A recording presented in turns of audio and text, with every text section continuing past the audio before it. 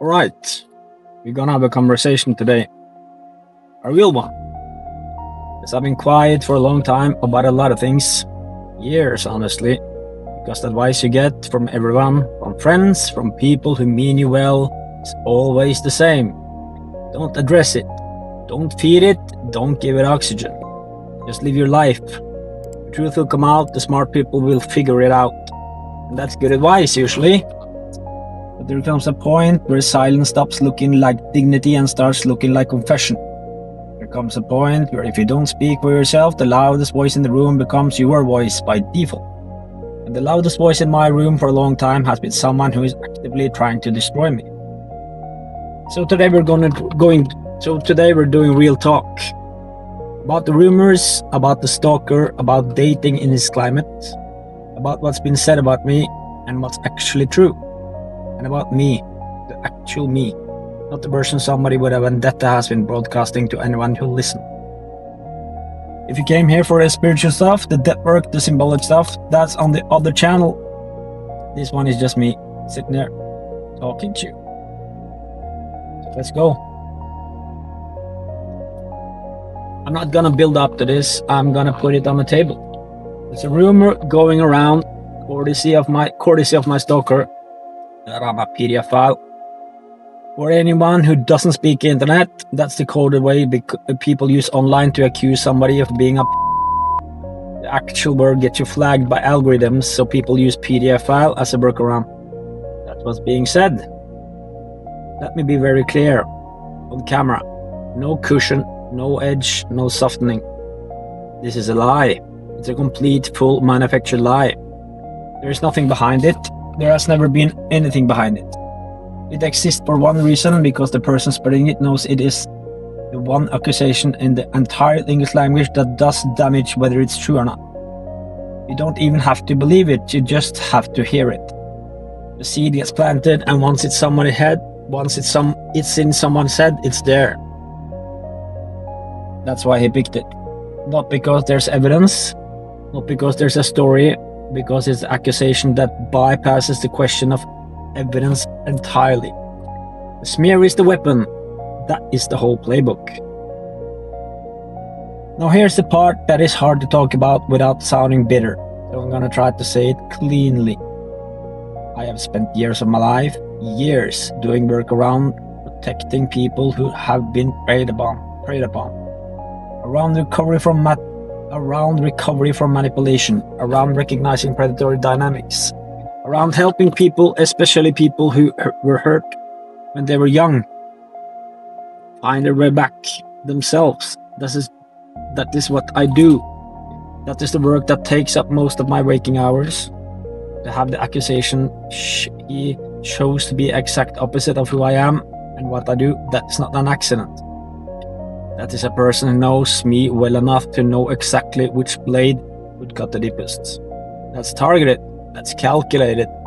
That's somebody who isn't lashing out. That is somebody aiming. Anyway, when I say one more thing on this, and then I'm gonna move on. And I want to say one more thing on this, and then I'm gonna move on. Anybody who has actually met me knows. Anyone who has spent 5 minutes in my conversation with me knows. Anyone who has worked with me knows the accusation only works on people who have never been within 50 feet of me. The second you have any actual data point, it falls apart. That's not me defending myself, that's just a fact. So if you have heard it, ask whoever told you what their source is. I'll wait. Moving on. This one would actually be funny if it wasn't making my life harder. Because if I was trying to pull every girl in town with the results I have been getting lately, I should probably ask the universe for a refund. But let's get into it. Here is the actual truth. I am picky. I've always been picky. I know who I am. I know what I want. I know what I don't want. And I don't know. I have known these things since I was a young man. I'm not throwing nets in the water. I'm not collecting phone numbers. I'm not running around making moves on everybody I talk to. That's not me. It has never been me. what's actually happening, and I think a lot of guys watching this will recognize themselves in this, is that when you are a man who is open, who is willing to have a conversation, who isn't cold and closed off and giving everybody one-word answers, certain people decide that every conversation must be flirtation, every kindness must be a play, every compliment must be an opener, every interaction must mean something. And if there is already a smear campaign running against you in the background, if somebody has already gone around telling people, watch out for him, he's trying to get with everybody, then every single normal interaction gets reframed through that filter. You smile at someone at the coffee shop, it's not a smile anymore, it's evidence. I'll tell you something else.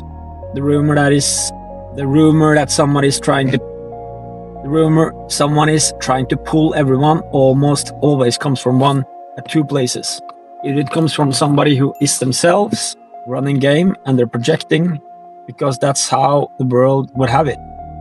Or it comes from somebody who wanted you, didn't get you the way they wanted and decided to reframe rejection as predation. That is the math. It's always one of those two. It's almost always one of those two. And I'll let you guess which one applies here. I'll say it one more time clearly for the camera. I know what I like. I know who I like. I know who I am. None of that has changed. None of that is up for debate. Here is something nobody wants to say out loud, so I'm gonna say it. It's not the same for men and women, is it? It's not the same game. It's not in the same sport. And a woman who wakes up in the morning and decides she wants to go on a date, she can be on the date this evening or weekend. She can open an app and have 100 messages by lunch. She can post one story and get 5 DMs by the end of the day. That is not me being negative. That is the actual mathematical reality of how this works. A man who wakes up tomorrow morning and decides he wants to meet someone, that's months of work. Sometimes years, especially if you actually have standards. Especially if you are not interested in just whoever shows up. The dating app inbox for a woman is the inbox of a small business. The dating app inbox for a man is a desert with occasional bot account. That's just how it works. So when people ask, Truls, why are you talking to more than one woman? Why are you not focused? Let me explain how this actually works in practice. A girl will be warm one day and cold the next. Interested Monday, ghost Wednesday, telling you you're an amazing guy on Friday. Telling your friends you're intense by Sunday. She'll have plans, then cancel. She'll be excited, then suddenly busy. She'll talk to you for 2 weeks and then disappear with no explanation. And then sometimes she'll come back 3 months later like nothing happened. That's not me being bitter, that is the reality of dating right now in this climate. Anyone who has actually been out there in the last few years knows exactly what I'm describing. Anyone who tells you it's different is either lying or not actually dating. So yes, if I'm trying to meet someone, I am having more than one conversation at a time. Because if I put all my energy and hope and emotional investment into one person who is maybe today, no tomorrow, maybe again next week, and then disappear for a month, I would be standing still for the rest of my life. I would never meet anybody. That's not me being a player. That is me being a realist. That is risk management. That is the only same way to navigate a system where rules change every 24 hours. A man who is talking to one woman in his climate isn't loyal, he's stuck. Let me say something that's gonna upset some people, but it needs to be said.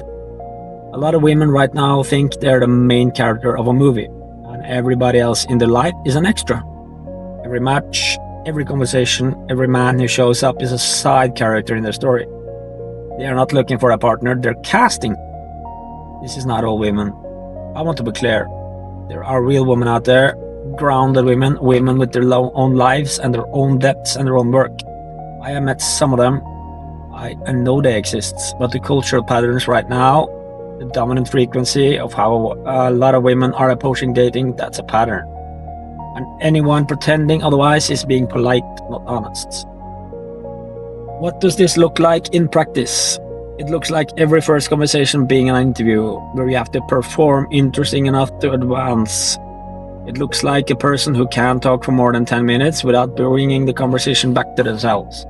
It looks like dating being treated as content, a story to tell the group chat, a screenshot for the friends, a moment for the algorithm. It looks like men being interchangeable until one of them performs main character energy hard enough to be promoted from extra to love interest. I'm not interested in being cast.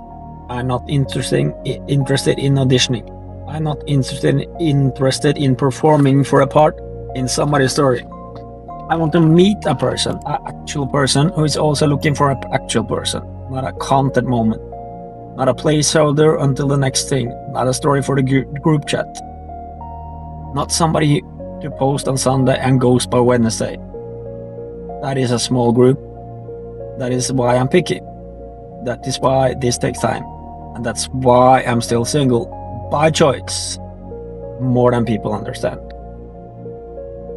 Now let me tell you what it actually looks like to try to meet someone while there is a person in the background actively working against you.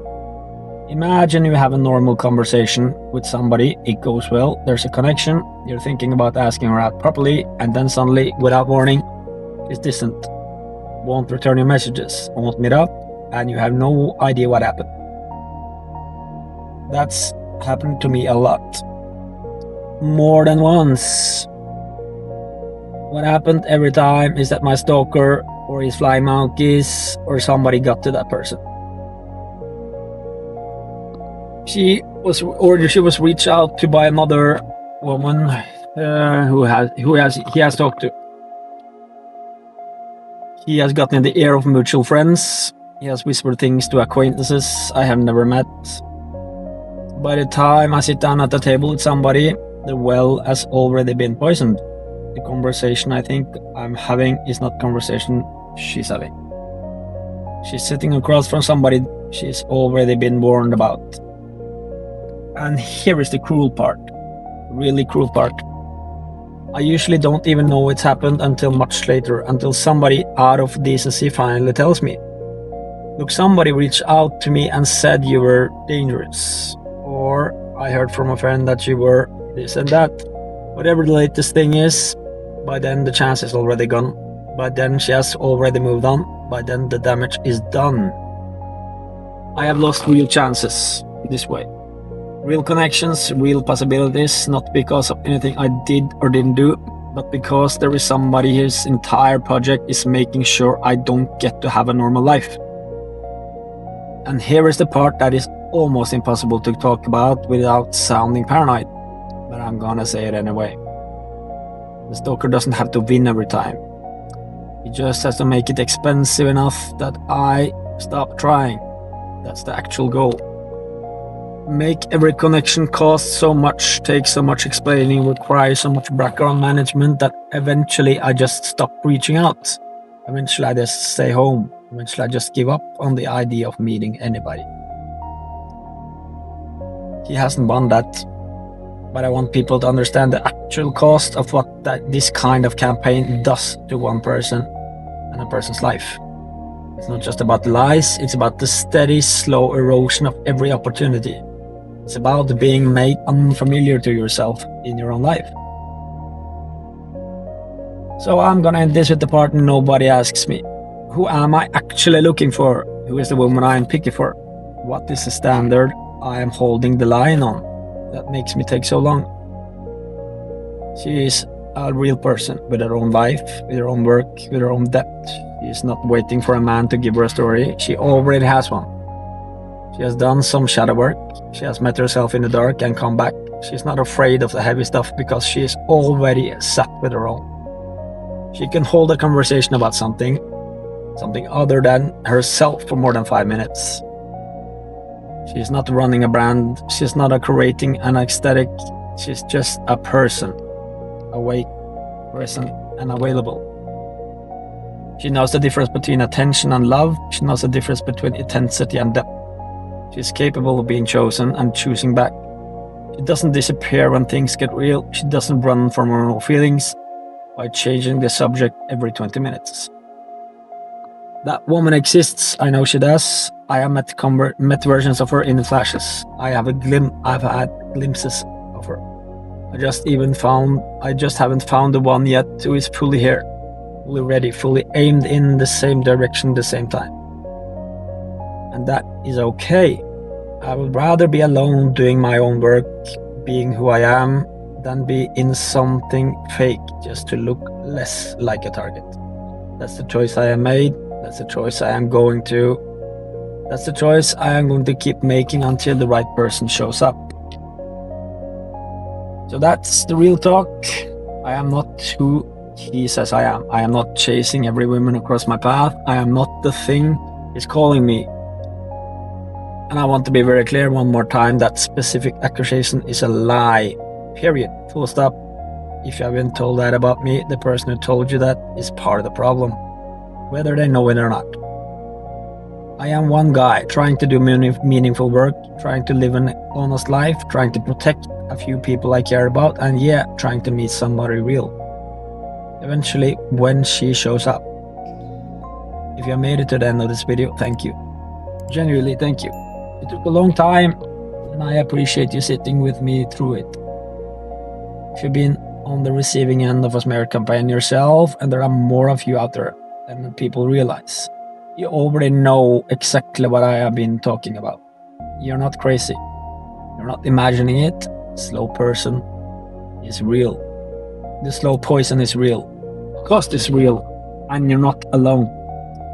If you're someone who has been holding things, if you are someone who has been told things about me, I am just asking you to consider the source. That's all. Just consider the source. The truth is usually pretty available if somebody takes a second to actually look. And if you're someone who has been far of passing those rumors along, I am not gonna call you out and I am not gonna name you. I am just going to ask you to think about whether you actually know what you have been repeating, and whether the person you heard it from have earned that kind of trust. So that's all I got for today. Peace out.